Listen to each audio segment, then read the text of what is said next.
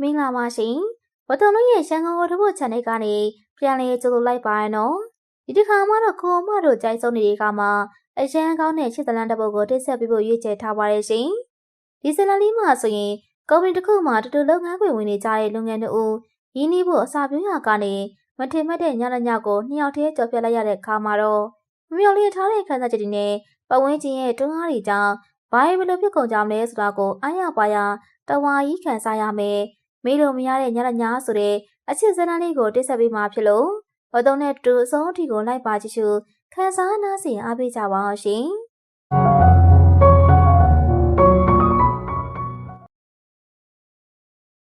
ရန်ကုန်မြို့ပြရဲ့တောက်ကြတဲ့ညနေခင်းဟာပုံမှန်တဲ့ပုံမအုံမိုင်းနေပါတယ်။ကောင်းကင်ရံမှာမိခိုးရောင်တိုးတဲ့တွေကနှိမ့်စင်းလို့လာနေပြီးလေလူထဲမှာမိုးနဲ့တည်လေးကပြက်လည်နေပါတယ်။နေဦးတယောက်သူမရဲ့ရုံကပရိဘောက်ကနေအပြင်ဘက်ကိုငေးကြည့်ရင်တက်ပြင်းတက်လေးချလိုက်မိတယ်။သူမရဲ့စိတ်ရောင်နေတဲ့မှာလွန်ခဲ့တဲ့တစ်ပတ်ကမှစတင်တိတ်ဆုံခဲ့ရတဲ့လင်းသစ်ဆွေလူသားတယောက်ကြောင့်ကအရင်မြစ်တွင်နေခဲ့တာကြောင့်ပါ။လင်းသစ်ဟာသူမရဲ့လုပ်ငန်းခွင်တွေကိုအသစ်ရောက်လာတဲ့ project manager တူဆိုရင်ပဲသူ့ရဲ့တည်ငြိမ်တဲ့အချိန်ဝါနဲ့ဆူးရှားတဲ့မျောကနေကနေဦးရဲ့နှလုံးသားတစ်ခါကိုတာယာကောင်းခွက်ခဲ့ပြီးသားဖြစ်နေပါတယ်။ညနေပိုင်းရုပ်စင်းရင်ရောက်လာတဲ့အခါမှာတော့မိုးကတဖြည်းဖြည်းတဲထန်လာခဲ့တယ်။ကားမက်တိုင်မှာမိုးခုန်နေတဲ့နေဦးရဲ့ဘေးနားကိုအနက်ရောင်ကားစီထိုးရက်လိုက်ပြီးမှန်တကားဖွင့်သွားတဲ့အခါလင်းသစ်ရဲ့ချုံမောလာတဲ့မျက်နှာကိုမြင်လိုက်ကြတယ်။မိုးတွေရန်တက်နေပြီနေကိုလိုက်ဖို့ပြပြသေးဆိုတဲ့ခက်ကောအတန်လေးကြောင့်နေဦးခဏတာတုတ်ဆိုင်သွားရင်ပဲသူ့ရဲ့ဖိတ်ခေါ်တဲ့မျောဝန်းတွေကိုမငင်းစနိုင်ပဲကားထဲကိုဝင်လိုက်ပြီးတယ်။ကားတီးငန်းထဲမှာတော့အင်းမြရဲ့လေးပိဆက်တဲ့နဲ့တူလင်းသစ်ရဲ့ကိုသိန်းနဲ့တင်းမြက်လေးကနေဦးကိုစိတ်လှရှားစေခဲ့ပါတယ်။ကားမောင်းနေရင်လင်းသစ်ရဲ့လက်ချောင်းရှိလေးကစီရတဲ့ပေါ်မှာလှုပ်ရှားနေရကိုကြည့်ရင်နေဦးရဲ့ရှင်ထဲမှာမခေါ်ပြနိုင်တဲ့ခံစားချက်တစ်ခုကအလိုလိုကိတ်အောင်လာခဲ့တယ်။လမ်းပိတ်နေတဲ့အတွက်ကားကလိတ်သွားဆိုသွားနေရချိန်မှာလင်းသစ်ကနေဦးဘက်ကိုလှည့်ကြည့်ပြီးနေသိလားကိုရုံရောက်တဲ့ပထမဆုံးနေကလေးကနေကောင်လေးတခြားဘာကောင်မှအောင်ဆက်လို့မရဘူးလို့ခက်တူလေးပြောလိုက်တယ်။အဲဒီစကားကနေဦးရဲ့နားထဲမှာ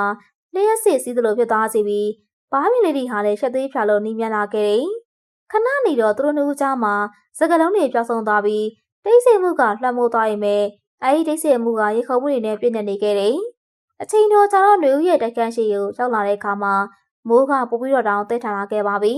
။နေ့တဲ့မိုးတွေလောက်တဲနေရခဏလောက်နားသားပါအောင်လားဆိုတဲ့နေဦးရဲ့ဖိတ်ခေါ်မှုကသူတို့လူရဲ့ဘွားကိုထောင်ရပြောင်းလဲပြတော့မယ်အဆပြုခြင်းမှသူမှမသိခဲ့ပါဘူး။နေဦးရဲ့ဖိတ်ခေါ်မှုကြောင့်လင်းတဲ့လည်းအကွက်ဝင်သွားပြီးသူမခေါ်ဆောင်ရကိုအလွယ်တကူပဲလိုက်ပစ်ခဲ့တယ်။တိုက်ခန်းတကားကိုဖွင့်ပြီးထဲဝင်လိုက်တဲ့အခါအမောင်ကြီးတွေကခမ်းမဆောင်ထဲမှာနေရာယူနေတယ်။မြို့ဖွင့်ရသေးခဲ့မှာပဲ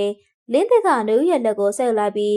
းတကားနေရမှာအသားရကတ်လိုက်တယ်။နေဦးရဲ့နှလုံးခုန်တန်တွေကထိတ်ကနေထိတ်ကနေမြည်နေပြီးလင်းသစ်ရဲ့ပုံရဲ့အသက်ရှူတန်တွေကိုသူမရဲ့နှလုံးသားမှာခံစားနေရပါပြီ။နွေကိုဒီညနွေနားမှာပဲရှိနေခြင်းလို့ပြောရင်လင်းသစ်ကနေဦးရဲ့ပါပင်တွေကိုသူ့ရဲ့လက်ဖွားလေးနဲ့ကင်လိုက်တယ်။အဲဒီအချိန်မှာပဲနေဦးဟာဘာကူမှမစဉ်းစားနိုင်တော့ပဲ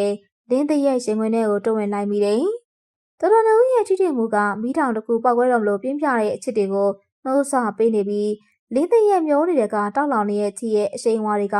နှွေဦးကိုအရေးပြောကြသွားစေခဲ့ပါတယ်။ဒီလိုနဲ့သူတို့နှွေဦးကမိုးတန်နေကြမှာတန်းနာခြင်းနေတဲ့တူအခန်းငယ်လေးတွေကလိုက်ကာစားတဲ့နောက်ွယ်မှာအချစ်ရဲ့လူပညာကိုတူတူပုံဖော်ဖို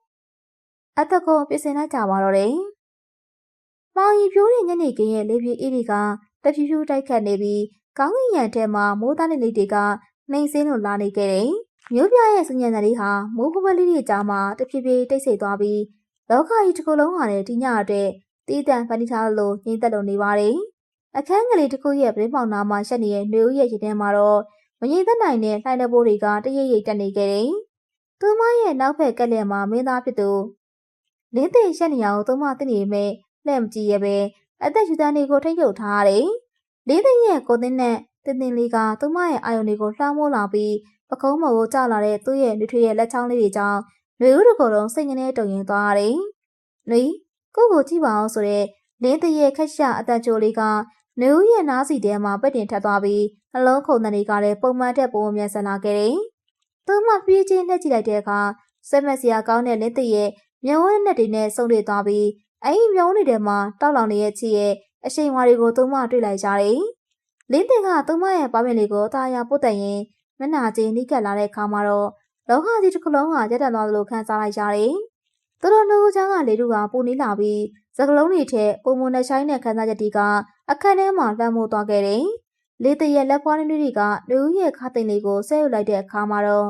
သူမဟာရုန်းကန်ဖို့ခွန်အားတွေပျောက်ဆုံးပြီးသူ့ရဲ့ရှင်ခွင်ကြေးထဲမှာပျော်ဝင်သွားရပါတော့တယ်။မိုးစစ်တီကပရင်းပေါင်မသားပြင်ကိုတစ်ဖြက်ဖြောက်နဲ့လာမန်နေချိန်မှာအခန်းထဲကမိအောင်မိန်လေးအောက်မှာတော့ချစ်တဲ့နှုတ်ရဲ့ရခုံတန်တွေကစီးချက်ညီညီနဲ့ကခုံလုံးနေပါတယ်။လေတရက်နူးညံ့လာတဲ့အနံ့တွေက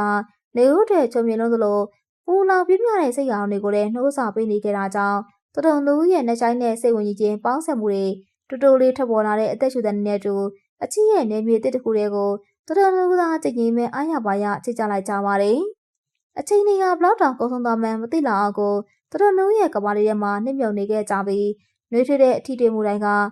လျှက်စစ်စစ်လိုတော်ရင်စီခဲ့တယ်။မိုးတန်တွေကပုံမတဲထန်လာပြီးမဲ့အခန်းထဲမှာတော့အချစ်ရဲ့နှွေးထွေးမှုတွေကအပြည့်အဝဖုံးလွှမ်းနေတယ်။လင်းတစ်ကနေကိုကျဉ်းနှံမှုပြင်းနဲ့ပွေ့ဖက်ထားရင်သူမရဲ့နာနာကိုကပ်ပြီးကို့ဘွားမှာနှွေးကလွှဲရင်ဘာမှမလိုအပ်တော့ဘူးလို့တူတူလေးကပ်ပြလိုက်တဲ့အခါနှွေးရဲ့မျောမှာကျဉ်းနှင်းမှုပြည့်ရည်စားတွေဝတ်တက်လာခဲ့တယ်။ဒီညရဲ့မှတ်တရတွေဟာတူတူနှွေးရဲ့နှလုံးသားထဲမှာဘယ်တော့မှဖက်ဖက်လို့မရတဲ့ကပီးစာတွေဖြစ်သွားခဲ့ပြီးမိုးစတီကြားကချစ်စလန်တွေကတော့အာယုံတက်ချိန်ဒီလှပစာစစ်စစ်လို့နေပါတော့တယ်။ဒီလိုနဲ့မိုးတန်တွေကတဖြည်းဖြည်းချင်းတိတ်ဆိတ်သွားပြီးရင်းမောင်မှန်သားအောင်မှာမိုးစက်လေးတွေကသာကြံ့ရစ်ခဲ့ပါတော့တယ်။အခန်းကလေးထဲမှာတော့လင်းတဲ့နေရိုးနှုတ်ရဲ့နှွေးထွေးရဲ့အသက်ရှူတန်တွေကသာပြန့်လွင့်နေပြီးတရားကိုကြောင်နှွေးစာနဲ့ပွေ့ဖက်ထားမိကြပါတယ်။မိုးညညကသူတို့နှစ်ယောက်ရဲ့ရင်းနှီးမှုကိုအဆုံးစွန်ထိအောင်မြင်စွာတုံ့ပြန်နိုင်ခဲ့ပါပြီ။နှွေဦးကလင်းတဲ့ရဲ့ရင်ဝင်ကြေးထဲမှာကောင်းလင်းမိထားရင်သူ့ရဲ့နှလုံးခုန်တန်တွေကိုနားထောင်နေပြီးတယ်။အဲဒီနှလုံးခုန်တန်တွေကသူ့မအတွက်တော့ကဘာမှာတာယာဆုံးဂီတတန်တစ်ခုလိုပါပဲ။နှွေကိုကြည့်ပါအောင်လို့လင်းတဲ့ကတိုးတိုးလေးကပ်ပြလိုက်တဲ့အခါနေဦးကသူမရဲ့ရသေးဖြာနဲ့မျက်နှာလေးကိုပင့်ကြည့်လိုက်တယ်။လင်းတဲ့ရဲ့လက်ချောင်းလေးတွေကနေဦးရဲ့ရှုပ်ပွားနေတဲ့စနေလေးကိုနားနောက်မှာတာယာတက်တင်ပေးရင်သူမရဲ့လက်ဖူးပြင်းတွေကိုကျနာမှုပြင်းနဲ့နှမ်းလိုက်ပါတယ်။ဒီညဟာကို့တော်အိမ်မက်တစ်ခုလိုပဲ။နေကိုခုလိုနီးကကပိုင်ဆိုင်ခွင့်ရခဲ့တာကိုဘယ်တော့မှမေ့နိုင်တော့ဘူးလို့သူကဆက်ပြလိုက်တဲ့အခါနေဦးရဲ့ရင်ထဲမှာကျင်းမှုတွေက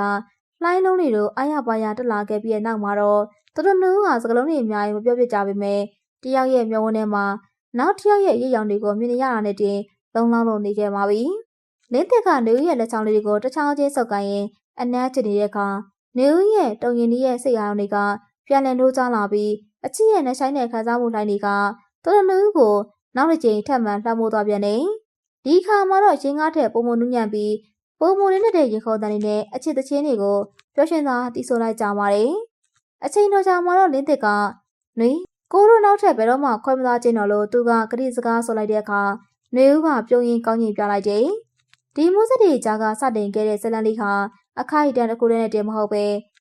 တသက်တာလုံးအတွက်ခိုင်မြဲတဲ့တန်ရောစင်ဖြစ်ပြောင်းလဲသွားခဲ့ပါပြီ။တဖြည်းနဲ့နေအောင်ကြီးကပုံမတောက်ပါလာတဲ့တူသူတို့နှုတ်ရဲ့ချစ်တွေကလည်းအလင်းတန်းနေလိုပဲပုံမလင်းလည်လာပြီးမိုးစက်များဟောက်ကရင်ခုန်ချင်းတွေဟာကျင်းလို့စရာကောင်းတဲ့နေတန်းတစ်ခုနဲ့တူပြီးဆုံးသွားခဲ့ပါတော့တယ်ရှင်။ရင်ခုန်စရာရန်ကောင်းခဲ့တဲ့ခိုက်တန်တွေနဲ့တူမေးလို့မရတဲ့ညညဆိုတဲ့အချစ်ဇလန်လေးကတော့ဒီညမှာပဲပြီးဆုံးသွားပါပြီရှင်။နောက်နေ့ဒီမှာလည်းအရန်ကောင်းတဲ့အချစ်ဇလန်လေးကိုပုံမှန်လေးဆက်ပေးဦးမှာဖြစ်လို့ဝတ္တုံတို့ရဲ့ channel လေးကို subscribe လုပ်ခဲ့ပေးကြပါအောင်နော်။အားလုံးကိုကျေးဇူးတင်ပါတယ်ရှင်။